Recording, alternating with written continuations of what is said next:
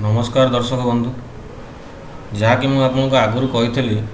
ये series T जो मुझे आरंभ कर कंप्लीट एनवायरनमेंट आपणकर 15टा लेक्चर पर कंप्लीट एनवायरनमेंट आपणकर हाथ मुठार थी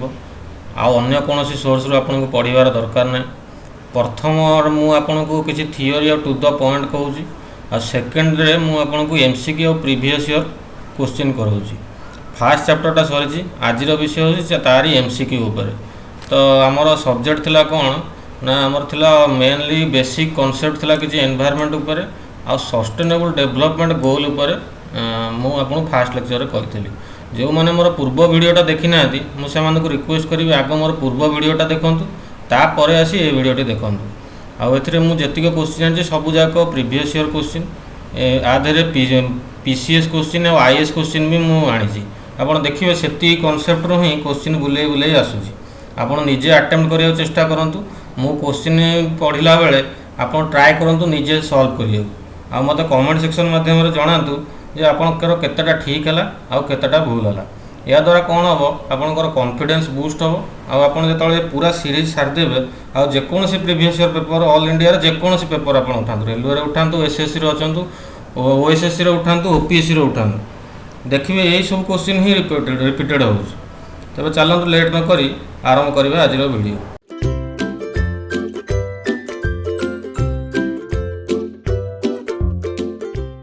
देखो यहाँ हूँ आम प्रथम क्वेश्चन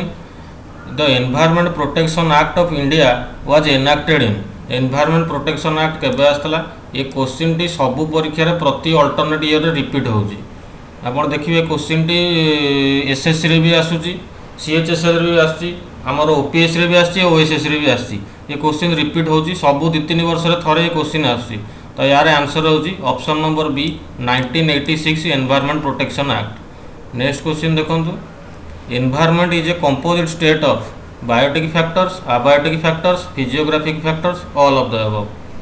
तो यार आंसर होउची option number D all of the above. Environment रे बायोटिक फैक्टर भी अच्छी अबायोटिक फैक्टर भी अच्छी फिजियोग्राफिक फैक्टर भी अच्छी सबू किसी अच्छी। नेक्स्ट क्वेश्चन देखो नेक्स्ट क्वेश्चन कहूँ the decade of sustainable energy for all is the initiative of. से कहूँ सस्टेनेबल डेवलपमेंट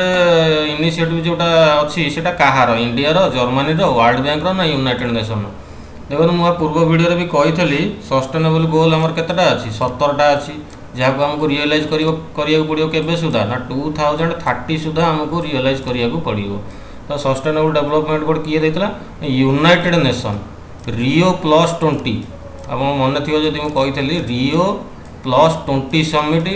2012 यहाँ 2012 होता एथेर आमर सस्टेनेबल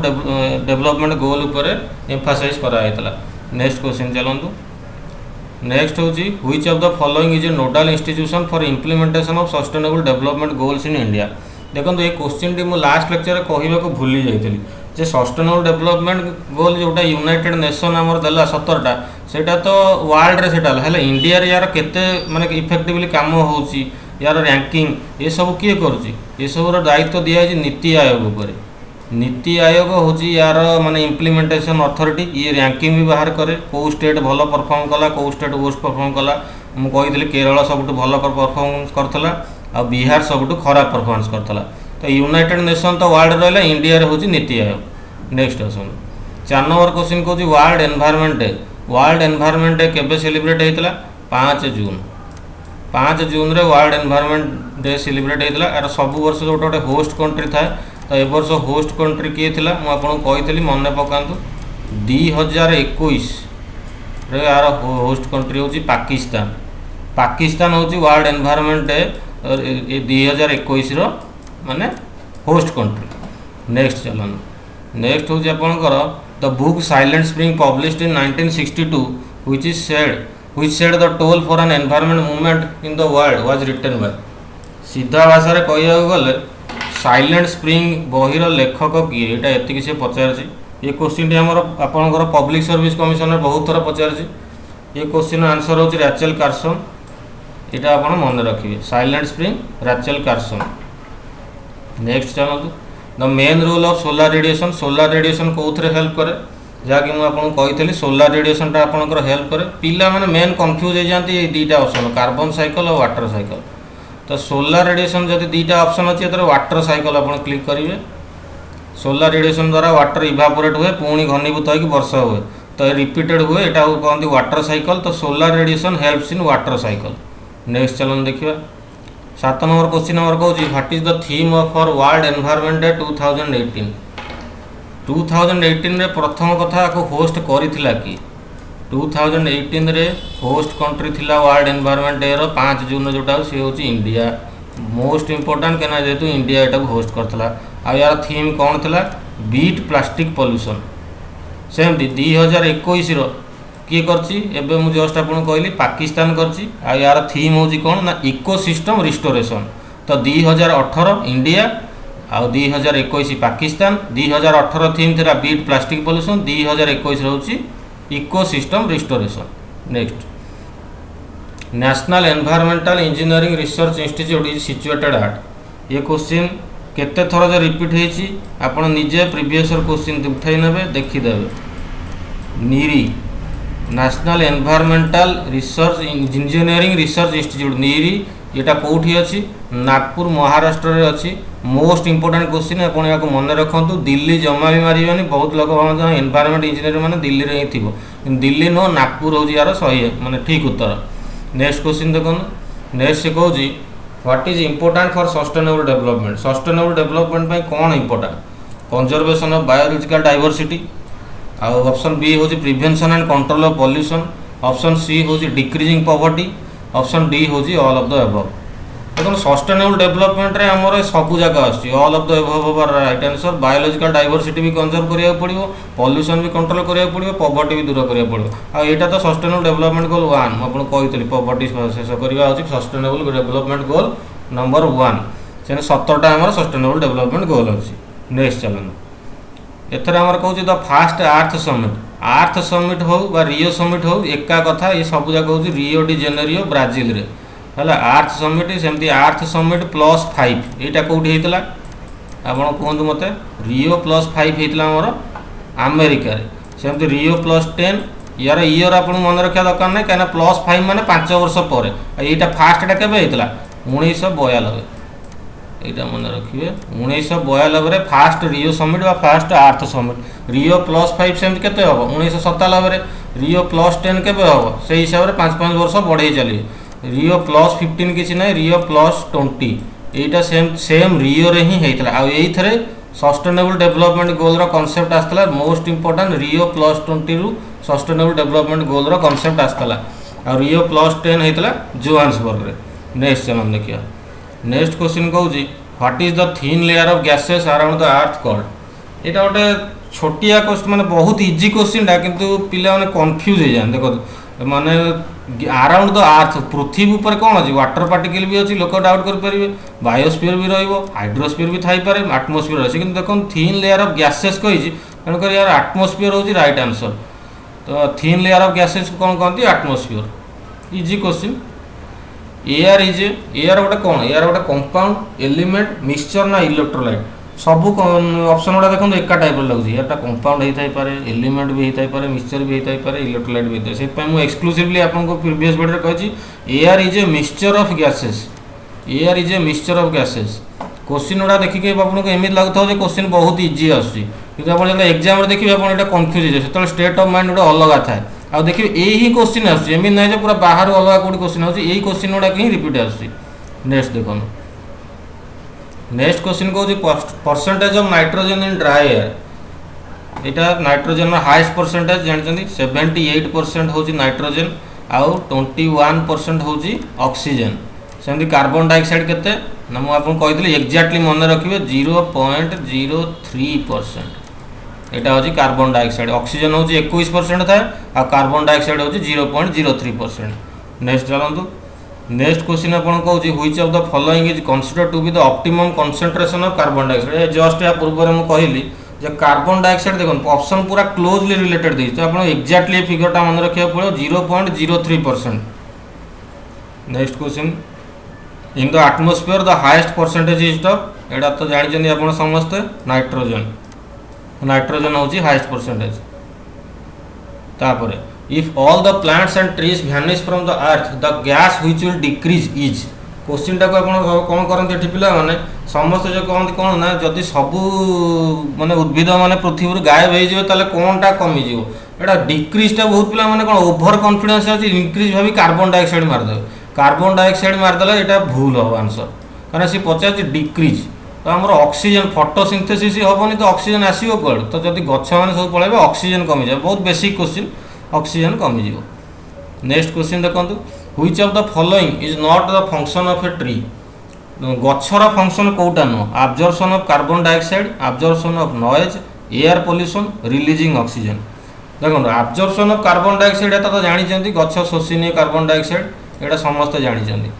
आब्जर्प्शन ऑफ नॉइज यहाँ मुझे पर कहूँ रिलीजिंग ऑक्सीजन हाँ फोटोसिंथेसिस होउची तो ऑक्सीजन तो गछ छाड़े तो ये ऑप्शन भी ठीक अच्छे एवं यही दुईटा क्वेश्चन ऑप्शन में आप डाउट पड़ जाते आब्जर्प्शन ऑफ नॉइज एयर पोल्यूशन देखो आप देखिए रास्ता कड़े बहुत गुड़ा गछ लगी एक तो एनवायरमेंट उपलक्षे गोटे सरकार स्टेप नौ सी अलग कथा कि देखो जब आप गोटे डाटा गोटे 10 डेसिबल पर्यंत साउंड 10 डेसिबल साउंड नॉइज गोटे गछ आब्जर्व करनी ସେଇଟା भी गोटे कारण तेणुक आब्जर्प्शन ऑफ नॉइज भी हूँ राइट आंसर आ एयर पोल्यूशन को गछ के एयर पोल्यूशन करे एयर पोल्यूशन उल्टी अटकाए एयर पोल्यूशन हम ऑप्शन नंबर सी यार राइट आंसर। नेक्स्ट देखो the headquarter of world meteorological organisation world meteorological organisation headquarter कौटी यहाँ हूँ option number A Geneva Switzerland world meteorological organisation नीरीर कौटी जस्ट या पूर्व कहली national environmental engineering research institute यार हेड ऑफिस होची नागपुर महाराष्ट्र। नेक्स्ट देखो